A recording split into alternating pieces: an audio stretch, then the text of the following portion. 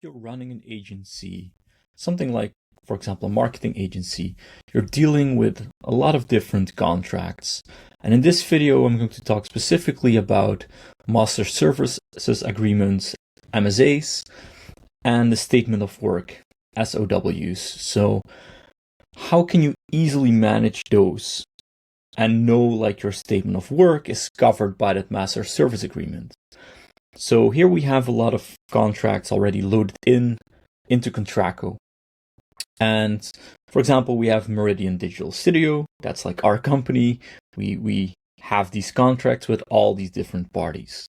So let's take a look at how a structure looks like between a master services agreement and a statement of work. So for example, let's start with the master service agreement. You can view the contract over here.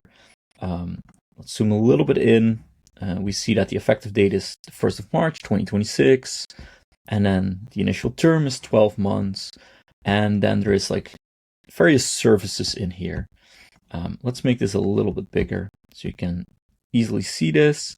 There is a services, and this clause mentioned that the services described in one or more statements of work approved and signed by both parties, those can be performed by the agency. So there's a statement of work that specifies scope, deliverables, timeline, payment terms, and this master services agreement adds conditions on those statements of work. So you need to have those in place to cover additional agreements you want to cover that you don't want to repeat in the statements of work and are specific for this counterparty. So there's something about like fees and payments, intellectual property, confidentiality, liability, terms and renewal. So this contract you always want to have in place, but that might not always be the case if you're already enthusiastic and you directly go to statement of work. So what Contracco does is it analyzes these contracts, and you can check, of course, whether a statement of work already contains conditions and a reference mostly to that MSA.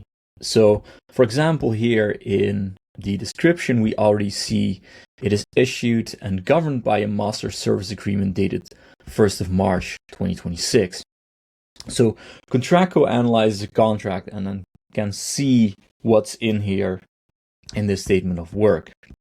And in addition, if you have the AI analysis over here, you can click it and see whether there are risks or obligations. And of course, a statement of work has a lot of obligations. So the risk in a statement of work specifically is, for example, lacks termination right and notice periods.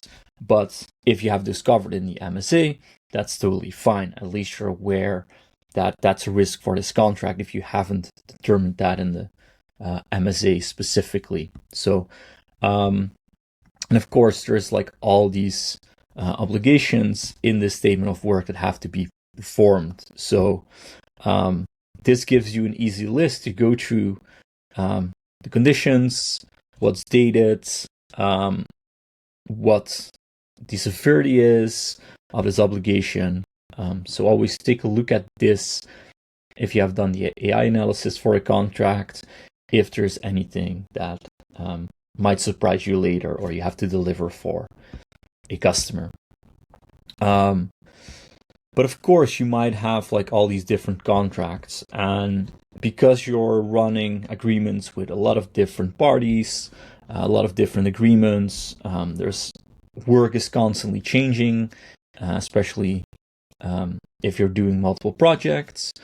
You might want to do some analysis over all your contracts. So for that, we have Clara AI, and I already created a chat where I asked Clara specifically this question, like, hey, we have all these statements of work.